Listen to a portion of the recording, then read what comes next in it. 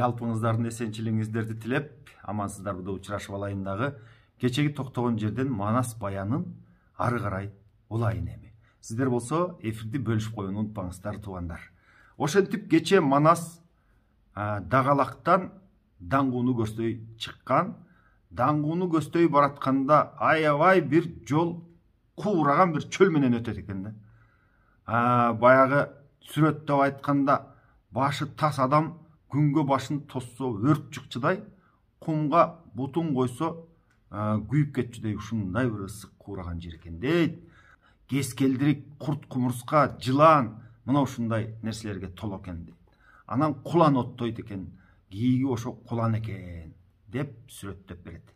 Мына ошол чөлдү кезип даңгууну көздөй кетип жатканда Аспан деген жер бар экен. Кээде Аспиян деп айтат экен, кээде Аспан деп айтат экен. Манаста Сагынбай атабыз. Мына ошол Аспанда суу бар экен, суу чыгат экен.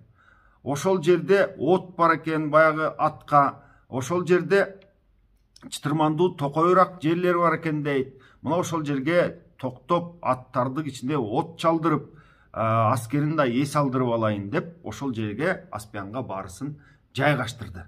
Андан ары өзү 6 киши болуп, Көкчө, казактардан Кыпчактан Үрбү, Эштектин Жамгырчысы, Бакай, Манас жана жол көрсөткөн Кодоң чал болушуп, алдыга жол чалганы, кайгуул кылганы аттанып кетишти.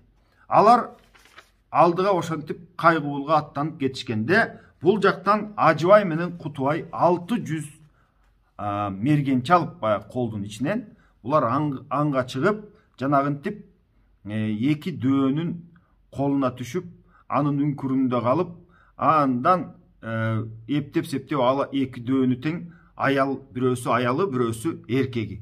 Экөөнү өлтүрүп, атын да кошо өлтүрүп, анан ал үңкүрдүн ичинде камоодо жаткан 92 кишини азаттыкка чыгарышып, андан соң баягы андан ары өрдөсө ушундай бир топ мал жайылып жүрөт дейт да. Көрсө баягы эки дөө ары бери баягы Кашкардан Бейжинди көздөй кеткен, Дагалактан даңгууну көздөй кеткен, андан Ындыстандан Бейжинди көздөй кеткен ушундай баягы кербендердин баарысын тоноп кармап алып, үңкүрүнө алып келип, кишилерин союп жеп, баягы шишкебек кылып, отко кактап жеп. Ал эми алардын көтөрүп жүргөн баягы жүгүнүн баарысын үңкүрүнүн ичинде жие бериптир дейт. Ал эми мал улоосун болсо өйдө көздөй бир жерине айдай бериптир. Санаса 380 эшек, 46 качыр, 314 төө мына ошол жакта жайылып жатыптыр. Анын баарын чогултуп жыйнап Ажыбай менен Кутубий бери жакка келип, баягы үңкүрдүн ичиндеги жыйналган байлык, алтын, дилде, күмүш, эми толо баягындай бир байлык дүр дүйнө дейт. Анын баарын баягы төөгө артып, колго алып келип таштап, ал жерден элдин мактоосуна, алкоосуна кабылып, ага чейин Кутубий эмес, аты жөн эле Кутман экен. Ошонткенден кийин элдин баарысы аны мактап Кутубий атанып кетти дейт. Эми алар ал жерде тура турушсун. Биз болсо баягы Ажыбай менен Кутубий чогуу аңга чыкканда 600 мергенчи болуп чыгышкан. 600'тün 200'ü бөлүнүп башка тоонун, башка белди ашып кетишкен эле. Алар ошол белди ашышса, андан ары жагында 1000ге жакын кулан оттоп жүрөт дейт. Ошол 1000ге жакын куланды кууп, эми жолубуз болду, Кудай бизге берди деп кууса, баягы кулан жакын барганча качпай, жакын барганда үркүп качып, айланып, Ашаруу деген чөлдү көздөй сиңип кетти дейт, качып. Анын артынан эми куру кол кетмек белек, буга жетели деп баягы айгай салып, 200 мерген артынан кууп таппай калды. Ал жакка барса 150'дөй төө оттоп жүрөт. Ой, бизге Кудай бердеми? Бул төөнү айдап кетели десе, бул төөлөр дагы жапайы төөлөр экен. Баягыларды көргөндө Кудай уруп үрккөндө анын кайда кеткенин, кайда жетип кеткенин алар 200'ü тең таппай калды. Ошентип бир жерге барып түнөп от жагып олтурса, бир убакта аябай бир катуу чыңырык, катуу бир кыйкырык угулуп, аттар чоочуп, үркүп, өстөрү чоочуп карашса, ошол жерде кылыч куйрук деген бир жаныбар тайбас деген жолборстон чоң жаныбарга кол салып тиштеген экен. Эми кылыч куйрук деген жаныбарды сүрөттөйт. Артында ушунда куйругу узун кылычтай болгон дейт. Бул куйругу менен урганда карагай жыгылчу экен да. Мен баягы өзүмдүн журналисттик кызыгуум менен интернетти карап, ушундай куйруктуу бир жаныбарлар качан жашаган десем, мындан канча миллион жыл мурун ушундай бир чоң жаныбарлар жашаптыр да. Айкырыкты салып баягы тайбасты тиштеген экен. Эми тайбасты да сүрөттөйт да. Тайбасты мындай сүрөттөйт. Жолборс менен арстандан чоң дейт. Мына ошол жолборс менен арстандан чоң дегенин дагы интернеттен кирип карасам, мындан канча миллион жылдар мурун смилодоны деген жаныбарлар жашаптыр. Гаматерии деген дагы жаныбарлар жашаптыр. Ушул жолборс сыяктуу, бирок жолборстон чоң, 200, 400, 500 килограммга чейин келген, абдан чымыр денелүү, ушундай жолборстон чоң жаныбарлар жашаган экен. Муну Манас эпосубузда тайбас деп айтып жатат да. 3 жаш ноопастай бар дейт ошол тайбастын кебетеси. Ал эми жана кылыч куйрукка 40 жолборс асылса дагы жөн эле тиштеп жок кылмак. Мына ушундай деп кылыч куйрукту сүрөттөйт да. Азуулары аркаят, соорусу кең даңкаят, 12 асы өгүздөй көкүрөгү даңкаят дейт. Башы 15 карыш казандай, азуусу бар канжардай деп жана кылыч куйрукту сүрөттөп жатат Манаста. Албетте эми мунун баарысын окумуштуулар албетте изилдешет. Биз баягы окуп, мен кичине журналисттик өзүмдүн баягы кызыгуу менен интернеттен карап, мына ушундай канча жыл мурда жашаган мындай жаныбарлар десек, бул жаныбарлар ушул 1,5 миллион канча деген кылымдар мурун, канча деген миллион жылдар мурун ушундай жаныбарлар жер бетинде жашаган экен. Кийин жок болуп кеткен албетте. Мына ушундай нерселер жөнүндө Манаста кабар берет. Эми биз бул жерде айланып тура бербейли. Ошентип баягы 200 баягы кылыч куйрукту аткыла олтурушуп өлтүрүп алышыптыр. Ал эми жанагы тайбас жана от жагып турган элди көрүп, ошолорго таянып, ошолорго жүгүрүп келип, жана аттардын арасына кирип кетип, ошо менен качып жок болду дейт. Жана кылыч куйрукту болсо өлтүрүп алышып, өлтүргөн 200 мерген өстөрү таң калышып, терисин сыйрып, жана башы дагы даңкайган дейт, 12 карыш казандай дейт. Аны дагы кошуп, ошол жерде түнөп калышып, анан эртеси күнү даңдың тоосун көздөй ошол жактан эми кийик атып кетели деп бара жатышса, ал жардан Коросон менен аспанга кеткен жолдун кесилишине келип калышкан экен. Мына ошол жактан Кенжуттан чыкты, Кенжуттан чыккан 6800 кол менен келаткан Мартык деген баатырдын колуна жолугуп калышат. Мына ушул 200. Ал эми баягы Мартык булар кайдан келаткан немелер, каяктан келаткан чоочун бир немелер экен деп артынан кууп 200'тү кармап алмакка кууп жаа тартып буларды качырат. Баягы 200 албетте 6800 кол келе жатса албетте качпай коебу.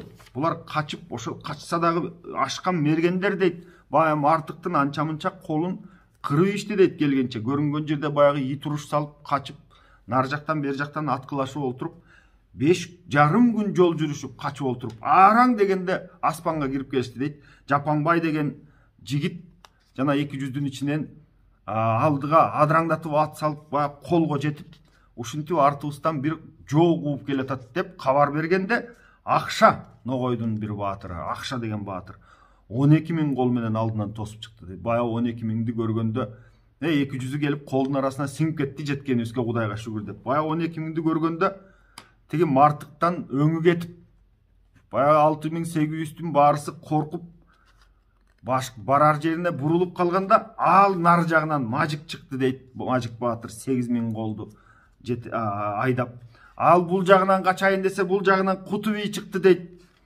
мына ошентип Мартыктын колун замат деле күмжамга келтирбей булар жайлап жок кылышты дейт. Өлтүргөнүн өлтүрүп, колго түшүргөнүн колго түшүрүп, ошентип Мартык Сартыгын кошуп колго түшүрүп, баягы 6800 минген 6800-түн жоо жарагын минген атын кошуп олжолоп алышты дагы. Анан тигил баягы Ажыбай менен Кутуби алып келген олжого кошуп бүт барысып бөлүп алышты. Эми булар ушул жерде тура турушсун. Манас 20 жашта. Жанагы Үрбү, Көкчө, Жамгырчы, Бакай, Манас, анан Кодоң чал болушуп, булар бир тоонун башына чыгышты. Даңгу тоо жолуна барышты дейт. Даңгу деген тоо бар экен. Мына ошонун башына чыгышып, Урумдан алып келген дүрбүсүн 6 бурап Манас эки жакка көз чаптырып турат дейт. Ошондо караса алды жакта карайган багы көрүнгөн, карайган шаар жатат. Дүпүйгөн багы көрүнгөн, дардайган бир шаар жатат деп айтат да. Мына ошол Даңгу шаар экен, Даңгу жер экен, анын Дүбүрө деген баатыры бар экен. Мына ошол Дүбүрө башчысынын 4 аяры бар экен да. Булар айчылык ишти ал эки саатта билген ушундай көз ачык аяр ушундай адамдар экен. Алар Манастын келерин, Манасты ушул Дүбүрөнү чаап кетерин билишип, анан баарысы буттайына сыйынышып, баягы Дүбүрө баатырга төртөө жетип барышат. Ушундай Манас келе жатат. Манас деген бул оңой жоо эмес. Бул азыр тиги Кашкарды жөн эле алып койду булар. Манастын колу абдан көп. Кашкарды жөн эле басып алды. Саңыроо, Сермуз, Курушту урушу жок алып алышты. Дагалактагы Кырмусту жөн эле эч бир кан төкпөй булар алып жок кылышты. Эми биздин мына Даңгу Кытайды дагы жайлап кетпесин. Булар мунун алдынан тосуп чыгалы. Булар азыр колун Аспиянга таштап коюп, өзү 6 киши болуп, могу жакта бизге көз салып тургандыр. Могу жерде орток тообуз бар эле, мына ушул Даңгунун жанында. Ошол орток тоого араң жеткендир, ошол жерден эки жакты карап тургандыр. Колуна жете электе мына ошол жерден жайласак кандай болот десе, баягы Дүбүрө эрдемсип айтып турат. Аярларын урушуп. Ай, ой кулачы, ушу Манас деген кимиң? Ай, мен ушунча элим бар, ушунча жерим бар. Ал баягы өзүнүн шаарынан бөлөк дагы анын кол астында 30 шаар бар экен да. Мына ошол эч бир камырабай ушинтип айтып жатат. Бияктан дейт, Дагалактан бул Манас, аярлар айтып жатат да. Бул Манас Дагалактан биябан жолго салып, эгер ырактаса Ымалай тоосуна барат. Ал жерде да бир топ элибиз бар, бир топ эл жашайт. Алардын баарысынын мал салын бүт баарын талап тонойт. Анан дагы күчөйт. Ымалайдан ары Моюткөл деген бар. Ал жакты да чабат бул. Анан күнчыгыш жагында Сура тоо деген бар. Муну да чаап алса, Сурадан өтсө Бейжиңге 4 айлык эле жол калат деп баягылар көшөрүп болбойт.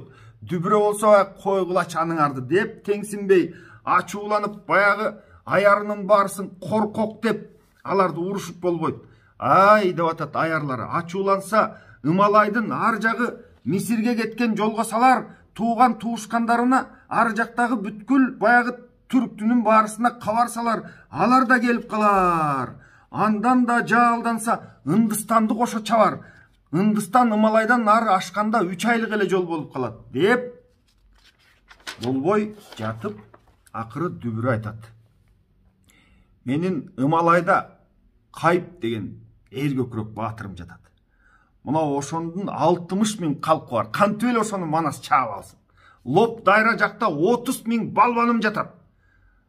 Мындай бир үйдөй ташты жөн эле түртүп тегеретип жүргөн. Мына ушундай байлама балбандарым бар. Байлап коем, байлап керек болса. Аларды деген мына ушундай чоң балбандарым турганда десе, тигилер болбой жатып, акыры дүбүрөнү көндүрүшөт. Анда дүбүрө айтып жатат, жанагы балбандарыман 15 алгыла мейли. Анан алар эме ат көтөрө албайт аларды.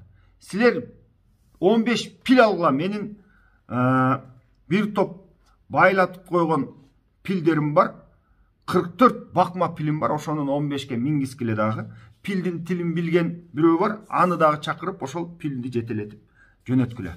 Тетигил жактан Орток тоого баргыла, ошол жакка дагы байкап көргүлө, жолун тоскула. Биябан чөлдөн дагы Манастын жолун тоскула. Дагалактын жолун дагы акмалагыла, карагыла.